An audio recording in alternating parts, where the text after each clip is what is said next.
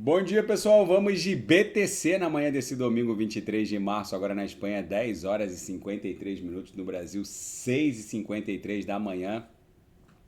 Gente, a BTC segue dando vigência a essa mega acumulação triangularizada aqui no 4 horas. Fizemos o topo dessa cunha em 95 mil, ali no dia 2 de março. E a base ficou em 76.606 no dia 10 de março. Do dia 2 ao dia 10 a gente promoveu essa mega amplitude e agora a gente está desenhando o bico dessa figura triangularizada que provavelmente vai explodir para cima e reivindicar uma amplitude dimensional proporcional à base dessa acumulação. Por isso que eu estou falando que a gente vai voltar, como num efeito elástico, para 100 mil. Agora, se a gente olhar para o gráfico semanal ancorado na banda de VWAP anual, vocês vejam que 100 mil é o efeito elástico que vai fazer o ativo, no caso a BTC, retornar para VWAP anual. Gente, não existe. É que eu recebo tanta mensagem de seguidores achando que a BTC teria uma suposta obrigação de cumprir um calendário rígido pós-halving. Gente, não existe esse calendário imaginário que muitos acham que esse ciclo está atrasado, né? Levando muita gente a achar que o ciclo de alta terminou. Eu já vi isso acontecer em outros ciclos. 2020-21 foi mais atrasado do que foi em relação ao halving. Foi mais atrasado do que o ciclo de alta de 17 e 18. Gente, não existe, primeiro, não existe um cronograma rígido.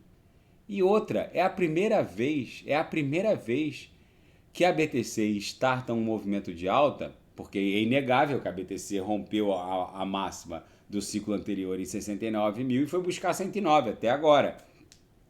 Mesmo com a taxa básica de juros lá nas alturas. É a primeira vez que isso acontece.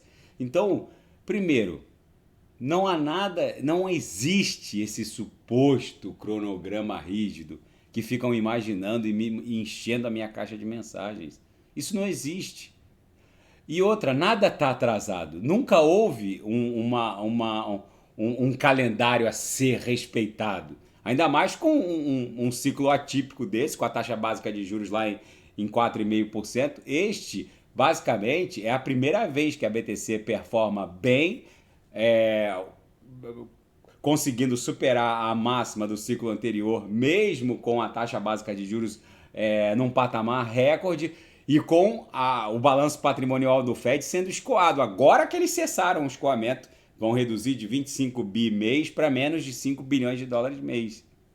Então, muita gente acha que as altcoins estariam mortas porque o cronograma, que cronograma? Não existe cronograma, mas que um suposto cronograma estaria sendo desrespeitado, que o Bitcoin teria tido um passe livre para desenhar uma nova máxima histórica por conta dos influxos de capital institucional em razão dos ETFs de BTC no mercado à vista, que efetivamente criou um influxo de capital novo em favor da BTC, e que o pouco de capital especulativo migrou para meme coins, que por acaso teria beneficiado a Solana. Cada um tem a teoria da conspiração que melhor lhe convém, para dizer o mínimo. Outros falam tanta barbaridade aqui que eu não tenho nem coragem de repetir para os senhores.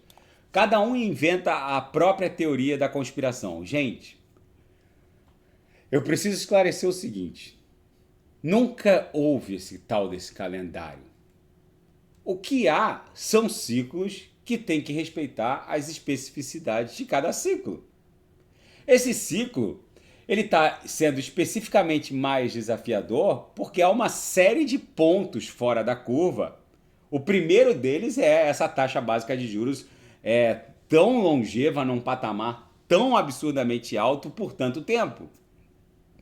Isso concomitantemente a um escoamento do balanço patrimonial do Fed. Quando o Fed se livra de toda aquela encrenca, avião caindo, treasuries, bonds, todos aqueles títulos que eles sabem que nunca vão ser pagos, ele tá. Quando o Fed vende uma mentira igual um treasury, ele tá basicamente arrancando liquidez do sistema. Quando o Fed começa a comprar de volta avião caindo, treasuries, bonds, T-bills, ele está entregando liquidez. Como ele tem a prerrogativa de imprimir dinheiro, ele está entregando dinheiro para o sistema e recebendo essa mentirada, que são treasuries, bonds, T-bills, enfim. Agora, o Fed reduzindo o escoamento dele para menos de 5 bi de dólares mês até o dia 31 de março desse ano, o Fed está autorizado a escoar o seu balanço em 25 bi por mês. Chegou a 75 bi por mês no auge desse quantitative tightening. Gente, a partir de 1º de abril, vai se reduzir para menos de 5 bi por mês de escoamento. Então a liquidez do sistema vai voltar a bombar de forma insana. E vocês podem buscar qualquer catalisador de expansão de alta do market cap do Bitcoin. Nada, absolutamente nada se compara à expansão do M2, que é o Money Measure, que mede a quantidade de riqueza impressa pelo Estado soberano norte-americano. Gente, o sujeito para olhar para um gráfico desse, ver que o M2 está iniciando ali o aquecimento dos motores e ele está desembarcado da BTC e do mundo cripto, ele precisa ser muito menos que um mineral. Ele precisa ser um subprotozoário que ainda vai demorar 2 bilhões de anos para ter 2 neurônios, um dando curto-circuito com o outro. Fora o fato de que algumas altcoins nem estão ligando mais para essa lateralização da BTC. Algumas engrenaram ali uma mini quarta, uma mini quinta e seguem subindo. Gente, eu insisto com os senhores.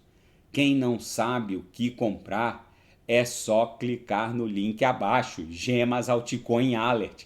Ali eu selecionei as melhores altcoins que vão performar neste ciclo, subdivididas em 3 categorias de agressividade: conservadora, moderada, agressiva. Em cada categoria eu subdivido nos melhores nichos setoriais que vão performar neste ciclo.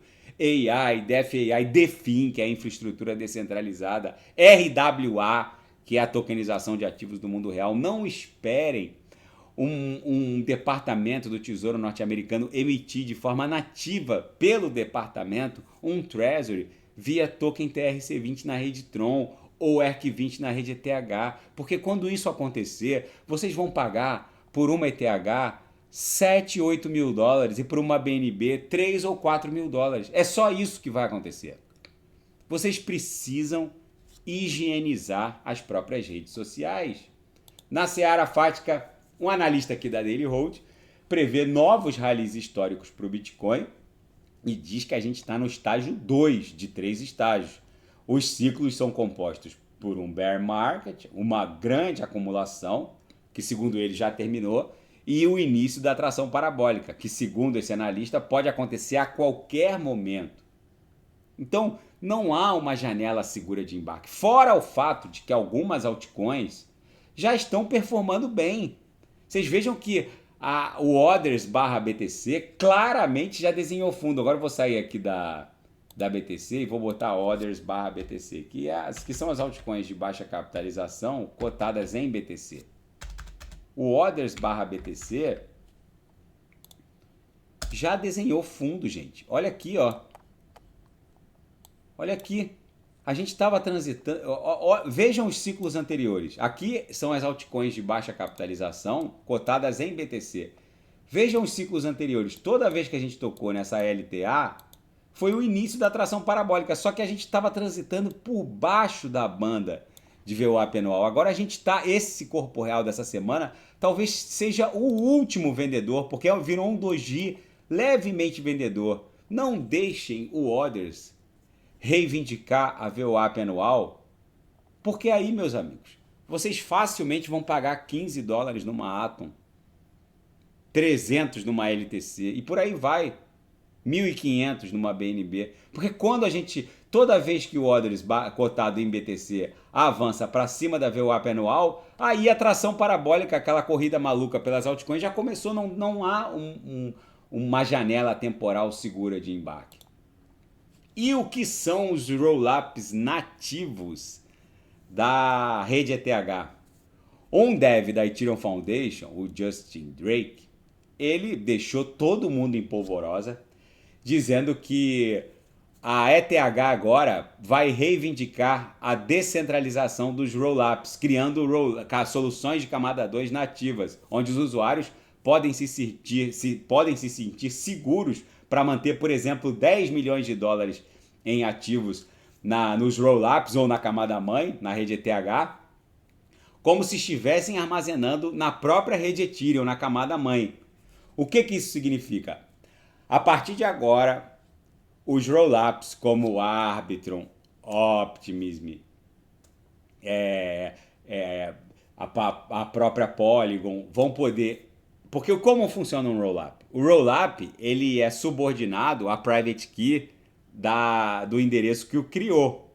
E esse controlador da private key do endereço que criou o rollup, então, no caso da Arbitrum, existe um endereço controlador.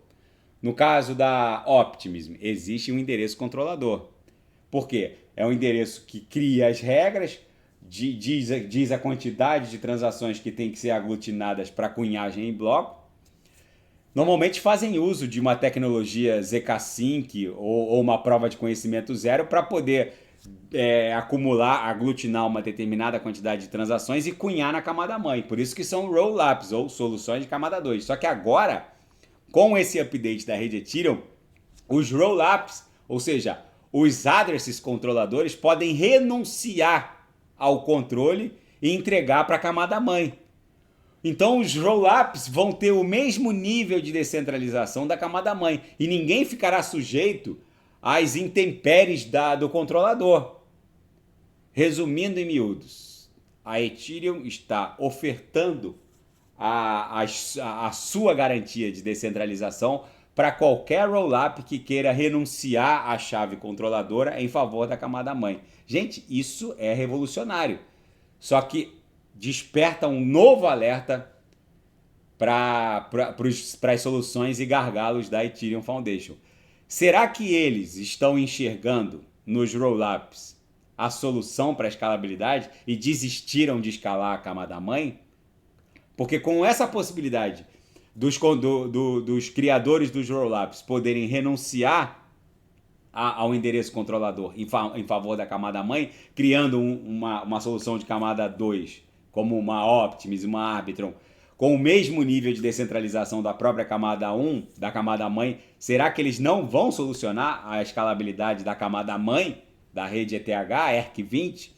Enfim, vamos ver como isso vai se desdobrar. Para mim é uma bela notícia, porque eu confesso que tem alguns rollups que a gente não sabe exatamente quem são os devs, não esses grandes rollups como o Arbitrum, ou a Base, ou a Optimism, esses são basicamente lastreados, né? Garantidos pela Base, pela Coinbase, a Arbitrum pelos devs da Arbitrum, que são praticamente irmãos dos devs da Ethereum Foundation, mas alguns rollups que são menores, mais complicados, que foi criado ali numa garagem na esquina, que ninguém sabe quem são os devs. Enfim, para mim isso é uma boa notícia, mas não pode interromper a solução do gargalo de escalabilidade da camada 1 da rede ETH.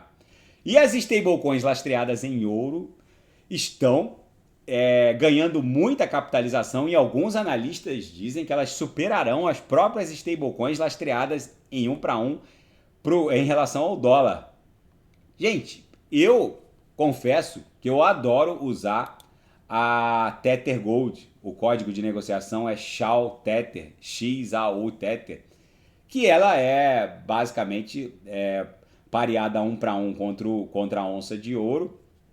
Só que ela não é negociada em todas as grandes CeFIs, por exemplo. Ela não tem na Binance, por exemplo. Mas você pode comprar ETH na Binance e ir para uma Uniswap e comprar Tether Gold na Uniswap. Eu gosto muito da Tether Gold. Eu tenho um pouco, mas como elas nas pools de liquidez, de lending borrow, elas pagam muito pouco em juros, eu não tenho tanto, porque eu prefiro surfar uma pool de liquidez lá do Acamino, que me paga quase 10% ao ano em stablecoins apoiadas por Big Tech, como a PayPal, do que ficar na Tether Gold. Eu fico sujeito às variações do ouro. Só que como o ouro não para de subir, eu confesso que eu tenho um pouquinho de Tether Gold. Mas tem outras opções também no mercado, porque vocês fiquem cientes de que quem garante que cada token desse vale uma onça de ouro é a Tether, que é a emissora da maior stablecoin do mundo. Mas se vocês querem outras emissoras, tem aqui, ó. A principal é a Tether Gold, mas tem a Pax Gold, tem a Gold Pro. Mas aí o market cap vai caindo dramaticamente, aí vocês ficam sujeitos a aquela administração da garagem da esquina.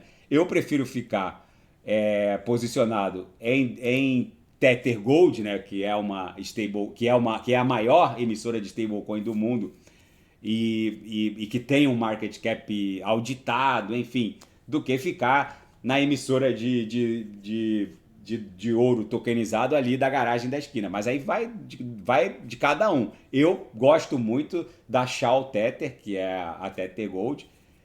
Só que o fato do ouro não parar de se valorizar não significa que em algum momento também o ouro pode corrigir. Agora, como a gente está vivenciando essa busca insana de ouro por bancos centrais de Rússia, China, Índia, até Banco Central americano voltou a comprar ouro, ouro físico não se encontra mais em Londres. Basicamente há uma escassez de ouro físico nesse momento. E a possibilidade de comprar ouro tokenizado, onça de ouro tokenizada, como token ERC20 na rede ETH é muito interessante. Só que vocês ficam à mercê da emissora desse token. Por isso que vocês têm que escolher uma emissora confiável. Na seara geopolítica e finanças internacionais, um decreto inédito emitido pelo Donald Trump, segundo aqui o New York Times, estaria visando a intimidação da profissão jurídica. Um memorando presidencial emitido pelo Donald Trump está destinado a escritórios de advocacia que usem tom ameaçador contra a administração Trump, contra a atual administração federal norte-americana. Gente, seria a primeira vez que a presidência dos Estados Unidos tenta intimidar o próprio direito à postulação, tenta intimidar o acesso aos tribunais, ao poder judiciário. Eu acho muito complicado isso. Vamos ver exatamente como isso vai se desdobrar, porque seria basicamente uma tentativa de inibir o acesso à justiça. Eles querem retaliar os escritórios que processarem a administração federal americana. E o plano do Donald Trump para o TikTok vai acabar tomando forma com uma possível aquisição pela Oracle. A Oracle provavelmente vai comprar a operação da ByteDance nos Estados Unidos. Ela quer também transformar o TikTok num código aberto.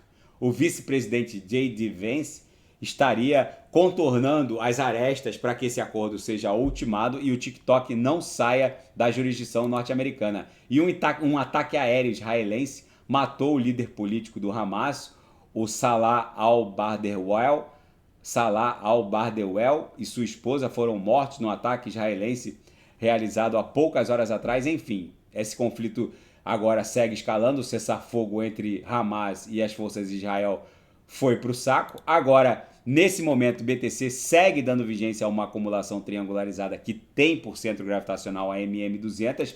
Eu, sinceramente, não ficaria desembarcado do mundo cripto, porque a BTC nitidamente mostrou que não tem força para perder a média móvel de 200 períodos e muito provavelmente vai voltar a reivindicar algum ponto aqui na aresta superior desse grande padrão mastro-bandeira que está se desdobrando aqui. E eu não me assustaria se a BTC reivindicasse uma fuga ascendente que guardasse proporcionalidade dimensional com o mastro e buscasse algo entre 130 e 150 mil dólares. Daqui a pouco eu volto, vou fazer ADA, BNB, LTC, Atom, Kusama e quem quiser sugerir é só colocar nas mensagens abaixo. Grande abraço, até daqui a pouco.